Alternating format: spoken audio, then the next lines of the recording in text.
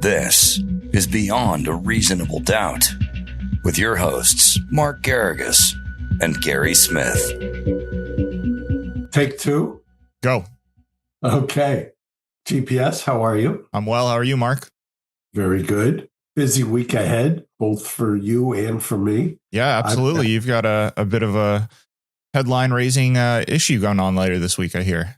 Yeah, that's rumor has it. I'm more monitoring and assisting where able, and the what we're talking about is the Menendez Brothers and the parole hearing that's coming up separately for both of them, remote for both of them. But what an opportunity for them! What a wait it has been! What a 2025 it has been for both of them.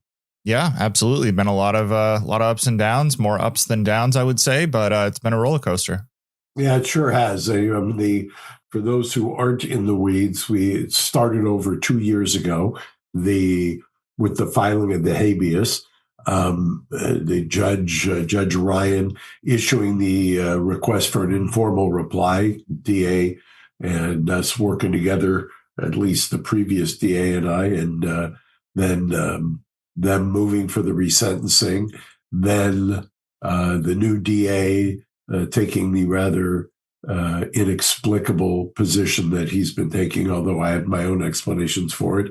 The resentencing by Judge Jessic, doing the right thing, giving them the opportunity. Governor Newsom taking the opportunity at first to give them a clemency hearing and now converting that into a parole hearing. And that's what we got on Thursday and Friday. And even last week, we filed in record time, I think. Cliff Gardner put together the roundup, the usual suspects. Full Casablanca. Yeah, he went full Casablanca, didn't you think? Yeah, I sure did. So for those who don't know, Gary posted about it, and he invoked Claude Rains. He invoked round up the usual suspects, and the allusion was to the just keep throwing the same crap against the wall. Yeah, for anyone who's interested, there's a great piece by Michelle McPhee on Los Angeles Magazine, lamag.com. Go check it out. Yeah, and so then the clemency hearings, which are now parole hearings, are Thursday and Friday, the 21st and 22nd. They will be done remotely. They will be, you will have, I think there is a pool reporter that will be present. We'll see. And then arguably you'll have a decision made each day sequentially for each brother. So when you say it that way, I clarify for the layperson, does that mean that there will be a hearing specifically focused on one brother on one day and a decision will be made at the end of the day? So is it possible that going into Friday, you could have a free brother and an incarcerated brother? You could have a theoretically free brother and both would be incarcerated. Both. Sure. I guess what I meant was a free and yet to be freed. Yes, that is entirely possible. And so you'll be waiting on pins and needles to see what happens. And it's a rather robust process. I mean, they get asked questions, they being the brothers. The parole board members have a give and take. I've done a couple of them over the years, and it's exhilarating and frightening all at the same time, as you have to basically let the client go and the client's on their own. All right, well, let's pause for a second here, Mark. I got to call my travel agent and cancel that trip I had to Cancun set for Thursday. Why Cancun and not Cabo or Tulum? Mark, I would take San Clemente at this point. Are you kidding me? You have to wait till Friday, Gary. Okay, I'll hold my breath for that. You have to wait till Friday, and then we'll see if we can square you away in the San Clemente area. I would imagine that there will be quite a bit of interest this week in this. Because I know for sure there will be. I've had a reporter that I imagine you could figure out and do the math on, who's been hounding me for about 10 days now, trying to get an interview with you in between now and Thursday. So there's plenty of interest. That's for sure. Yeah, and they're boning up for the big exam, and I've got my fingers crossed. I mean, it's a watershed moment. I mean, after 2005, 20 years ago, they had no hope, and we've made a lot of progress in the last 2 years, and it's quite exciting. Hat tip to Judge Jessic, hat tip to Judge Ryan, and the I think the DA's office will be doing what they do best, which is deflect and claim that something that they're trying to still justify their cases on the basis of self-defense, which was never the case. So. Right. Well, hat tip to Cliff and you and AK as well. The whole team has been working at this tirelessly, as you alluded to, for over 2 years, if not longer. So whether or not the big day comes to pass, it's been a journey, and it's been interesting to be so close and to watch all of you guys working so hard to try to move this forward, which you undoubtedly have, regardless of what happens this coming week.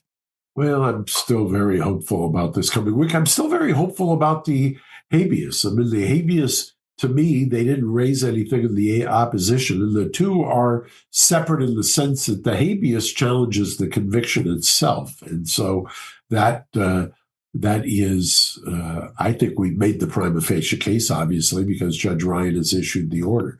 The parole hearings are basically more focused on what have they done since and where are they at right now. So it's really kind of a 360 holistic or global view of their lives and their work. Yeah, absolutely. And one would argue that, while both avenues are still available to you, there's plenty of evidence to suggest that maybe the parole is the easier path, because by all accounts, what they've done since has been nothing short of remarkable. They've had a number of witnesses speak at the various hearings about them, saving various lives while in prison and putting people back on the right track who otherwise would not have been. So I think that's plenty to be hopeful for. Yeah, X-Rated, who we had as a witness. That's who I was alluding to.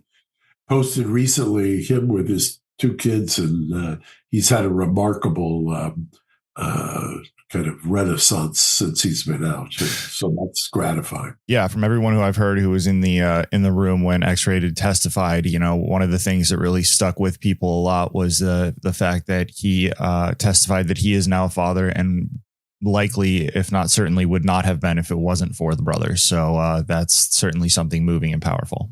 Yeah, he jokingly or half jokingly said he was a graduate at the Menendez Brothers University, which I just get a kick out of it. You've heard me talk about watching Lyle graduate, and since then Eric has graduated, and Eric's work on the hospice program is just so phenomenal, and Lyle's work on the green space program is so phenomenal. It's just, they've got so much to offer at this point, and it's a great story of redemption. Yeah, absolutely.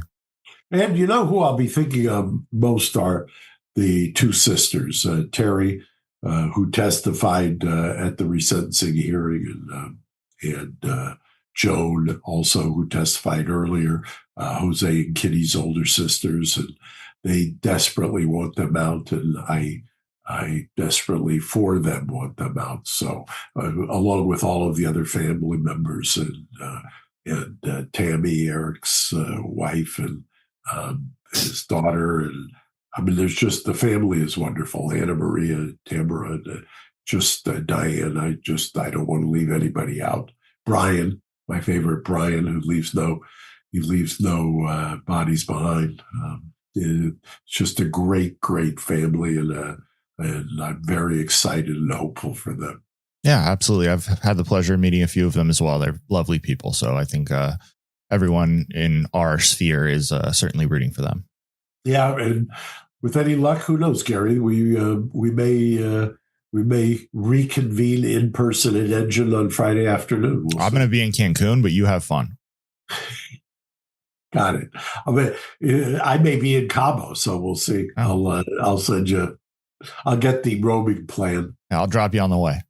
Okay. Thank you.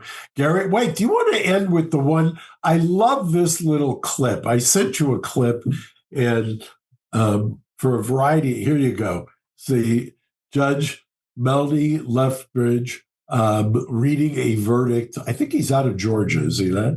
I think that's right, but I'm not certain, so I don't want to claim it. That does look like it might be a Georgia flag behind him, but I'm not 100% certain. So let's just play the clip and then we'll discuss.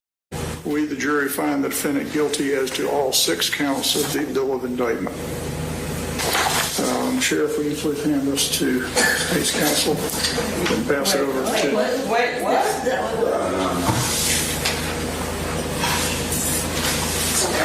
Didn't I say not? No. We, the jury, find the defendant not guilty on all 6 counts.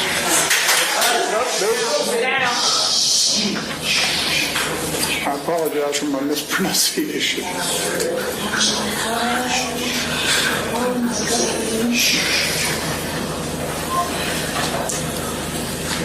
Anything further from the state?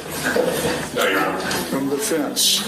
All right, I'm going to pause it there because it does go on for a little longer. If there's more you want to see, I can pick it back up. But I checked. This was out of the Atlanta area of Georgia. And I don't know, maybe it's me, but mispronunciation is when I say... I was going to say mispronunciation wasn't exactly when the I say word charcuterie instead of charcuterie. I mean, it's I don't know. That's not exactly what I would characterize as a mispronunciation, but I understand also that he had to have been flummoxed in that moment and embarrassed that he had done that and sent this young man into a spiral of, desperation. But mispronunciation is it's quite an attempt.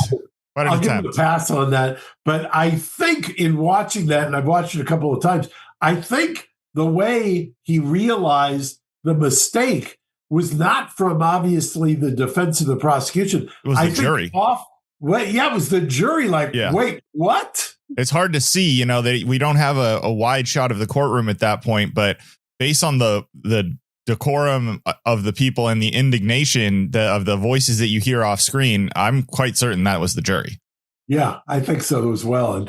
But I figured it because of the way he turned, which is normally where the jury was, and that often, and who else would know what the verdict was at that point other than the court clerk? So, right, and it seemed like there were, I mean, putting it conservatively, 3 or 4 people who all at the same time popped up and went, "Huh? What? Yeah. No, that's not." And so that, to me, further lends credence to the fact that it wasn't the clerk who would be the only person in the courtroom aside from the judge who would know that. So the jury seriously, they gave it some time to breathe. I mean, he gave it 8 or 9 seconds before they popped up and decided, no, hold on. This is not what we said, and we're not going to let that go forward. So that's quite a clip out of Atlanta. Yeah, it's something. I saw it and I thought of you immediately. So thank you for saving it and queuing it up. And this week I'm excited. Let's see, and I'll see you maybe virtually Friday when you're on the beach. Yeah. Okay. Looking forward to it. Yeah. That'll be great. Mark, thank you for making some time on a weekend as always, and we will see you next week. Thanks, Gary. Thank you. Bye-bye. Bye. Thanks for listening to Reasonable Doubt. Subscribe on YouTube at youtube.com/Reasonable Doubt Podcast.